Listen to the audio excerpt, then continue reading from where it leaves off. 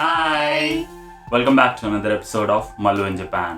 അപ്പോൾ കഴിഞ്ഞ എപ്പിസോഡിൽ നമ്മളൊരു ടോക്കിയോ 2020 വോളണ്ടിയറിന് അവരെന്തൊക്കെയാണ് സാധനങ്ങൾ തരുന്നതെന്നുള്ളത് കണ്ടു. ആ എപ്പിസോഡ് കാണാത്തവർ തീർച്ചയായും ഈ ലിങ്ക് പ്രസ് ചെയ്ത് ആ വീഡിയോ കാണുക. ഞങ്ങൾ വിചാരിച്ചു ഈ എപ്പിസോഡിൽ നിങ്ങൾക്ക് കുറച്ച് സ്റ്റേഡിയംസും വെന്യൂസും ഒക്കെ കാണിച്ചു തരാമെന്നുള്ളത്. പക്ഷെ അൺഫോർച്ചുനേറ്റ്ലി ഇപ്പോൾ ഇവൻറ്റ് ഇത്ര അടുത്തിരിക്കുകയാണ്. ഇനി ഏകദേശം ഒരാഴ്ച മാത്രമേ ബാക്കിയുള്ളൂ ഒളിമ്പിക്സിന്. അപ്പോൾ ഞങ്ങൾക്ക് സെക്യൂരിറ്റി റീസൺസ് ഉള്ള കാരണം സ്റ്റേഡിയത്തിൻ്റെ ഒന്നും അകത്ത് പോകാൻ പറ്റിയിട്ടില്ല. എന്നിരുന്നാലും ഇവിടെ ടോക്കിയോയുടെ ചുറ്റുമുള്ള കുറച്ച് സ്റ്റേഡിയംസും പിന്നെ അതേപോലെ തന്നെ ഈ ഒളിമ്പിക്സിൻ്റെ റിലേറ്റഡ് ആയിട്ടുള്ള കുറച്ച് ഇൻട്രസ്റ്റിംഗ് ഫാക്ട്സും ഞങ്ങൾ ഈ എപ്പിസോഡിൽ നിങ്ങളുമായിട്ട് ഷെയർ ചെയ്യുന്നതാണ്. അപ്പോൾ ഇതാണ് നാഷണൽ ഒളിമ്പിക് സ്റ്റേഡിയം. ഇത് അവർ ടോക്കിയോ 2020 വേണ്ടി സ്പെഷ്യലായിട്ട് പണിഞ്ഞ ഒരു സ്റ്റേഡിയമാണ്. അപ്പോൾ നമുക്ക് ആദ്യം ഇവിടെ പോയെന്ന് കാണാം.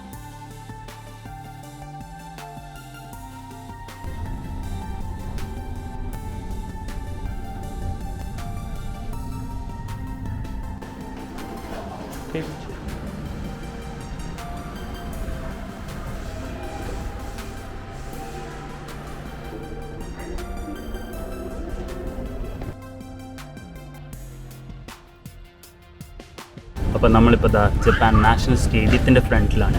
ഇവിടെയാണ് ഓപ്പണിംഗ് സെറമണിയും ക്ലോസിംഗ് സെറമണിയും നടത്താൻ പോകുന്നത്. അപ്പോൾ ഇതൊരു ഭയങ്കര വലിയ സ്റ്റേഡിയമാണ്. ഏകദേശം 60,000 പേർക്ക് ഇരിക്കാൻ പറ്റിയ കപ്പാസിറ്റിയുള്ള സ്റ്റേഡിയം ആണെങ്കിലും പോലും ഇപ്രാവശ്യം അവർ സ്പെക്ടേറ്റേഴ്സിന് അലോ ചെയ്യാത്തതുകൊണ്ട് കുറച്ച് കാലി അടിച്ച് കിടക്കുമെന്ന് തോന്നുന്നു.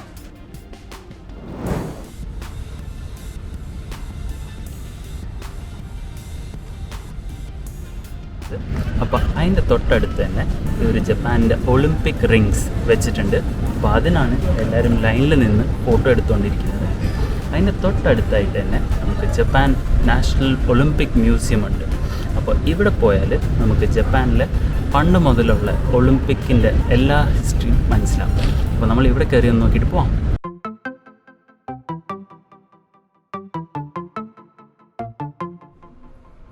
ജപ്പാൻ ഇത് സെക്കൻഡ് ടൈമാണ് ഒളിമ്പിക്സ് ഹോസ്റ്റ് ചെയ്യുന്നത്. ആദ്യത്തെ വട്ടം അവർ 1964 സമ്മർ ഒളിമ്പിക്സ് ഹോസ്റ്റ് ചെയ്തിരുന്നത്. അത് കഴിഞ്ഞപ്പോൾ 56 കൊല്ലം കഴിഞ്ഞിട്ടാണ് ടോക്കിയോ 2020 എന്ന് പറഞ്ഞ ഈ ഒളിമ്പിക്സ് അവർ ഹോസ്റ്റ് ചെയ്യുന്നത്. അപ്പോൾ ഈ മ്യൂസിയത്തിൻ്റെ അകത്ത് അവർ പണ്ട് മുതൽ ഒളിമ്പിക്സിൽ യൂസ് ചെയ്തിരുന്ന ഒളിമ്പിക് ടോർച്ച് ഇവിടെ ഡിസ്പ്ലേയിൽ വെച്ചിട്ടുണ്ട്. അപ്പോൾ നിങ്ങൾക്ക് ഇവിടെ കാണാം, കഴിഞ്ഞ ഒളിമ്പിക്സ് റിയോയിൽ നടന്ന ഒളിമ്പിക്സിൻ്റെ ഒളിമ്പിക് ടോർച്ചാണ് ഇത്. അപ്പോൾ ഈ കാണുന്ന ഒളിമ്പിക് റിങ്സിൻ്റെ വിശേഷത എന്താണെന്ന് പറയട്ടെ. അപ്പോൾ 1964 ഞാൻ പറഞ്ഞില്ലേ ആദ്യമായിട്ട് അവർ ഒളിമ്പിക്സ് ഹോസ്റ്റ് ചെയ്തു എന്ന്. ആ സമയത്ത് പുറത്തുനിന്ന് വന്ന അത്ലീറ്റ്സും അവരുടെ ഡെലിഗേറ്റ്സും വേറെ നാട്ടിൽ നിന്ന് കൊണ്ടുവന്ന സീഡ്സ് അവർ ഹൊക്കൈഡോ എന്ന് പറഞ്ഞ ജപ്പാനിലെ ഒരു പ്രിഫെക്ചറിൽ വളർത്തി. അപ്പോൾ ആ സീഡ്സിൽ നിന്ന് വളർന്ന ട്രീസിൽ നിന്ന് എടുത്ത ബ്രാഞ്ചസിൽ ഉണ്ടാക്കിയതാണ് ഈ ഒളിമ്പിക് റിങ്സ്. അപ്പോൾ ഒളിമ്പിക്സിൻ്റെ പണ്ടത്തെ ലെഗസിയായിട്ട് കണക്ട് ചെയ്യുന്ന ഒരു സിമ്പിളായിട്ട് നമ്മളിതിനെ കാണാം.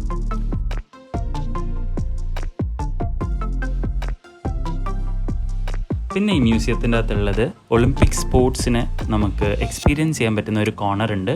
അപ്പോൾ ഇവിടെ ശില്പ ഒരു പോസ് ചെയ്താൽ ആ സെലക്ട് ചെയ്ത പോസിൻ്റെ ആ ഒളിമ്പിക് സ്പോർട്ട് അവർ വീഡിയോയിൽ കാണിക്കും. പക്ഷെ ഞങ്ങൾക്ക് അറിഞ്ഞില്ല കേട്ടോ ഇത്. അപ്പോൾ ഞങ്ങൾ ഫുൾ പോസ് ചെയ്യണമെന്ന് വിചാരിച്ചിട്ട് ശില്പ കഷ്ടപ്പെട്ട് പോസൊക്കെ ചെയ്ത് എടുത്തൊരു സ്ഥലമാണിത്. അടുത്തായിട്ട് നമ്മൾ ഒരു ട്രാക്ക് ഇവൻറ്റിൻ്റെ ഡിജിറ്റൽ ഡെമോൺസ്ട്രേഷന് വേണ്ടി വന്നിട്ടുണ്ട്. അപ്പോൾ ഇവിടെ നമുക്ക് അത്ലീറ്റ്സിൻ്റെ ഫുട് പ്രിൻറ്റ് സെലക്ട് ചെയ്താൽ ആ അത്ലീറ്റ് ഓടിയ ഡിജിറ്റൽ ഫുട് പ്രിൻറ്റ് ഇവിടെ നമുക്ക് നമ്മുടെ മുന്നിൽ കാണാൻ പറ്റും. അപ്പോൾ നമ്മൾ സെലക്ട് ചെയ്ത് ഏതാണെന്നറിയാമോ? ഉസൈൻ ബോൾട്ടിൻ്റെ ഫുട് പ്രിൻ്റാണ് നമ്മൾ സെലക്ട് ചെയ്തത്. അപ്പോൾ ദേ പോണു നമ്മുടെ ഫ്രണ്ടിൽ ഹുസൈൻ ബോൾട്ട്. അപ്പോൾ ശരിക്കും ഉസൈൻ ബോൾട്ടിൻ്റെ ഫുട് പ്രിൻ്റ് കണ്ട് ഞങ്ങൾ ഞെട്ടിപ്പോയി. എന്താണെന്ന് വെച്ചാൽ അത്രയും സ്പീഡിലും അത്രയും ഗ്യാപ്പിലാണ് പുള്ളിയുടെ ഓരോ ഫുട് പ്രിൻ്റ് ഉള്ളത്. അപ്പോൾ വെറുതെ അല്ല കേട്ടോ ഈ വേൾഡ് റെക്കോർഡ് എന്നൊക്കെ പറയുന്നത്. അപ്പോൾ എന്തായാലും നമ്മുടെ വ്യൂവേഴ്സിന് വേണ്ടി നമ്മളൊന്ന് സ്ലോ മോഷനിൽ കാണിച്ചു തരാമെന്ന് വിചാരിച്ചു. അപ്പോൾ ദേ പോണു യുസൈൻ ബോൾട്ട്. അപ്പോൾ അത് കഴിഞ്ഞിട്ട് ഞങ്ങൾ കുറേ ഒളിമ്പിക്സ് റിലേറ്റഡ് ആയിട്ടുള്ള പോസ്റ്റേഴ്സും യൂണിഫോംസും പിന്നെ മെഡൽസും ഒക്കെ കണ്ടിട്ട് ഞങ്ങൾ ഈ മ്യൂസിയത്തിൽ നിന്ന് പുറത്തേക്ക് ഇറങ്ങി.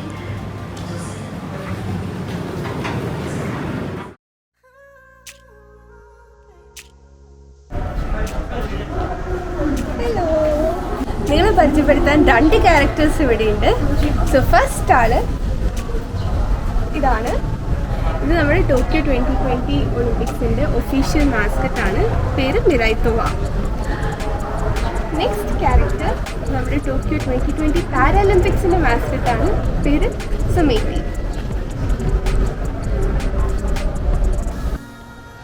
അപ്പോൾ ഇതാണ് ടോക്കിയോ 2020 ഒളിമ്പിക്സിൻ്റെ ഒഫീഷ്യൽ മെർച്ചൻഡൈസ് ഷോപ്പ്. അപ്പോൾ ഞങ്ങൾ ഇവിടെ നിന്ന് കയറി നോക്കാമെന്ന് വിചാരിച്ചു. അപ്പോൾ ഇവിടെ ഈ ടോക്കിയോ 2020 ഒളിമ്പിക്സിൻ്റെ ഒരുപാട് ടീഷർട്ട്സൊക്കെ കിട്ടും. പിന്നെ ഞങ്ങൾ ഇവിടെ ഇങ്ങനെ നോക്കിയപ്പോൾ ഇവിടെ കുറേ കീ ചെയിൻസും അതേപോലെ വാൾ ഹാങ്ങിങ്സും എല്ലാം കണ്ടു.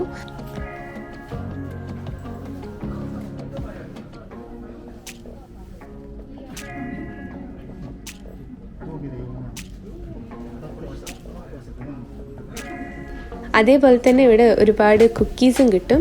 ഈ ടോക്കിയോ 2020യുടെ ലോഗോയും അതേപോലെ തന്നെ ഈ മിറൈത്തോവയുടെയൊക്കെ ഇംപ്രിൻറ്റും ഒക്കെ ചെയ്തിട്ടുള്ള കുറേ കുക്കീസും ഭയങ്കര ക്യൂട്ടായിട്ടുള്ള കുറേ കുക്കീസും ഒക്കെ കിട്ടും. പിന്നെ നമ്മൾ ഒരു ഷോപ്പിൽ പോയാലും വെറും കൈയോടെ വരാൻ പാടില്ലല്ലോ. അപ്പോൾ ഞങ്ങളിവിടെ മെർച്ചൻഡൈസ് ഷോപ്പിൽ നിന്ന് 2 ടോക്കിയോ 2020 ഒളിമ്പിക്സിൻ്റെ 2 ടീഷർട്ട്സും കൂടെ വാങ്ങി.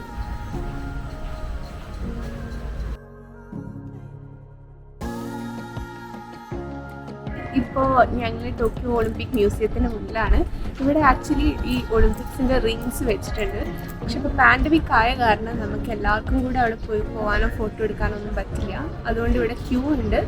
ക്യൂവിൽ വെയിറ്റ് ചെയ്തുകൊണ്ടിരിക്കുകയാണ്. അപ്പോൾ അറ്റ് എ ടൈം കുറച്ച് പേർക്ക് മാത്രമേ അവിടെ പോയി ഫോട്ടോ എടുക്കാനും നിൽക്കാനും ഒക്കെ പറ്റുള്ളൂ.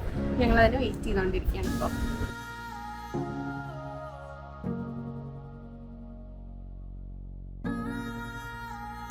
അപ്പോൾ ഫൈനലി നമ്മൾ ഒളിമ്പിക് റിങ്സിൻ്റെ ഫ്രണ്ടിൽ നിന്ന് ഫോട്ടോ എടുത്തു. അപ്പോൾ നിങ്ങൾക്ക് ഈ ഒളിമ്പിക് റിങ്സിൻ്റെ വിശേഷത എന്താണെന്നറിയാമോ? ഒളിമ്പിക് റിങ്സ് എന്ന് പറയുന്നത് 5 റിങ്സ് ആണ്.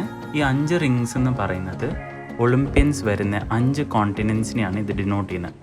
Asia, Africa, Europe, Americas and Australia.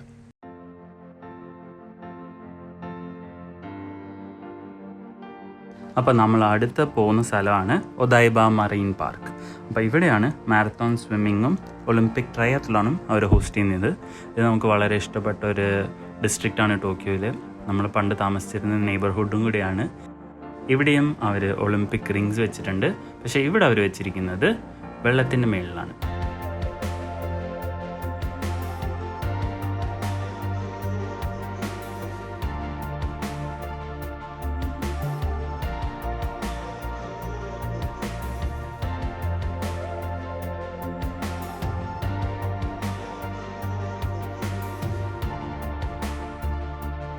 ഇപ്പോൾ രാത്രിയാകുമ്പോൾ ഇവിടെ നല്ല രസമാട്ടോ. ലൈറ്റപ്പൊക്കെ ചെയ്ത് പുറയിൽ നമുക്ക് ഒദൈബ റെയിൻബോ ബ്രിഡ്ജും കാണാം. അതിൻ്റെ പുറയിലായിട്ട് നമുക്ക് ടോക്കിയോ ടവറും കാണാം. നല്ലൊരു പ്ലസൻറ്റ് അറ്റ്മോസ്ഫിയർ ഉള്ളൊരു സ്ഥലമാണ്.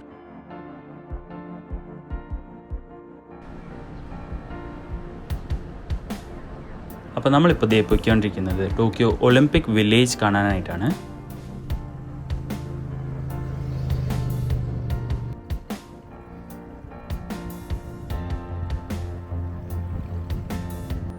ഇതാണ് ടോക്കിയോ ഒളിമ്പിക് വില്ലേജ്. ഇവിടെയാണ് ഫോറിനിൽ നിന്ന് വരുന്ന ഒളിമ്പ്യൻസും അവരുടെ കോച്ചസും സ്റ്റാഫും എല്ലാവരും താമസിക്കാനുള്ള സ്ഥലം ഒതുക്കി കൊടുത്തിരിക്കുന്നത്. അപ്പോൾ നമ്മുടെ ഇന്ത്യയിൽ നിന്ന് വരുന്ന താരങ്ങളും ഇവിടെ തന്നെയായിരിക്കും താമസിക്കുക. അപ്പോൾ ഈ ഒളിമ്പിക് വില്ലേജിനെ കുറിച്ച് പറയുകയാണെന്നുണ്ടെങ്കിൽ ഇത് 21 റെസിഡൻഷ്യൽ ബിൽഡിങ്സ് അടങ്ങുന്ന ഒരു ഐലൻഡാണ്. അപ്പോൾ ഇവിടെ 18,000 അത്ലീറ്റ്സും സ്റ്റാഫും വരെ തങ്ങാനുള്ള സൗകര്യങ്ങളുണ്ട്. ഈ ഒളിമ്പിക് വില്ലേജിൽ അവർ യൂസ് ചെയ്യുന്നതെല്ലാം നോർമൽ ബസ്സസോ കാസോ അല്ല, എല്ലാം ഇലക്ട്രിക് ഷട്ടിൽ ബസ്സസ്സാണ് ഈ ഒളിമ്പിക് വില്ലേജിൻ്റെ അകത്ത് അവർ യൂസ് ചെയ്യുന്നത്. അപ്പോൾ നിങ്ങൾക്ക് ഇവിടെ കാണാം അത്ലീറ്റ്സിൻ്റെ റൂംസിൻ്റെ ഫ്രണ്ടിൽ അവരവരുടെ കൺട്രീസിൻ്റെ ഫ്ലാഗ് അവർ ഇട്ടിട്ടുണ്ട്. അപ്പോൾ അത്ലീറ്റ്സിനെ വെച്ച് നോക്കുമ്പോഴും ഇത് അവർക്കൊരു സ്പെഷ്യൽ ഒളിമ്പിക്സ് തന്നെയാണ്. എന്താണെന്ന് വെച്ചാൽ ഇവിടെ വരുന്നതിന് മുൻപേ മിക്ക അത്ലീറ്റ്സും വാക്സിനേഷൻ കഴിഞ്ഞിട്ടുള്ളവരായിരിക്കും. പിന്നെ ഇവിടെ വന്നു കഴിഞ്ഞാലും അവർക്ക് ഫ്രീ ആയിട്ട് പുറത്തിറങ്ങി നടക്കാനൊന്നും പറ്റില്ല. ഭയങ്കര റെസ്ട്രിക്ഷൻസ് ഒക്കെ ഉള്ളൊരു സമയമാണ്. അപ്പോൾ ഇപ്രാവശ്യത്തെ ഒളിമ്പിക്സ് ഫിസിക്കലായിട്ട് ഒളിമ്പ്യൻസിനെ ടെസ്റ്റ് ചെയ്യുന്ന മാത്രമല്ലാണ്ട് മെൻ്റലി അവരെ ടെസ്റ്റ് ചെയ്യുന്ന ഒരു ഒളിമ്പിക്സും കൂടിയാണ്. ഒരുപാട് പ്രത്യേകതകളുള്ള ഒരു ഒളിമ്പിക്സ് ആണ് ടോക്കിയോ 2020 ഒളിമ്പിക്സ്. ഒരുപക്ഷെ ലോകത്തിലെ ഏറ്റവും എക്കോ ഫ്രണ്ട്ലി ആയിട്ടുള്ള ഒളിമ്പിക്സ് ടോക്കിയോ 2020 ഒളിമ്പിക്സ് ആയിരിക്കും. ഇതിന് വേണ്ടിയിട്ട് ഇവർ ടോക്കിയോയിൽ ഒരു Tokyo Olympic village Plaza construct ചെയ്തിട്ടുണ്ട്. അപ്പോൾ അതിൻ്റെ ആർക്കിടെക്ചർ സ്റ്റൈൽ എന്ന് പറഞ്ഞാൽ വളരെ യുണീക്കാണ്. ഇവിടുത്തെ ട്രഡീഷണൽ വുഡൻ ജാപ്പനീസ് ബിൽഡിങ്സ് ആണ് ആ ഒളിമ്പിക് വില്ലേജ് പ്ലാസയിലുള്ളത്. അപ്പോൾ അതിന് വേണ്ടിയിട്ടുള്ള കൺസ്ട്രക്ഷൻ മെറ്റീരിയൽസ് മരങ്ങളെല്ലാം ഇവിടുത്തെ 67 മുനിസിപ്പാലിറ്റീസിൽ നിന്നാണ് അവർ കളക്ട് ചെയ്തിട്ടുള്ളത്. ഇനിയിപ്പോൾ ഈ ഇവൻറ്റ് കഴിഞ്ഞു കഴിഞ്ഞാൽ അവർ ഈ ബിൽഡിങ്സ് എല്ലാം ഡിസ്മാൻറ്റിൽ ചെയ്തിട്ട് അതത് മുനിസിപ്പാലിറ്റീസിന് ഈ മെറ്റീരിയൽസ് എല്ലാം തിരിച്ചു കൊടുക്കും. എന്നിട്ട് അവിടുത്തെ ഈ പാർക്ക് ബെഞ്ചിനും അതേപോലെ തന്നെ പബ്ലിക് സ്പേസിലെ കുറച്ച് കൺസ്ട്രക്ഷൻ മെറ്റീരിയലായിട്ടും അവരത് റീയൂസ് ചെയ്യും. അങ്ങനെ വളരെ എക്കോ ഫ്രണ്ട്ലി ആയിട്ടാണ് അവരിത് പ്ലാൻ ചെയ്തിട്ടുള്ളത്.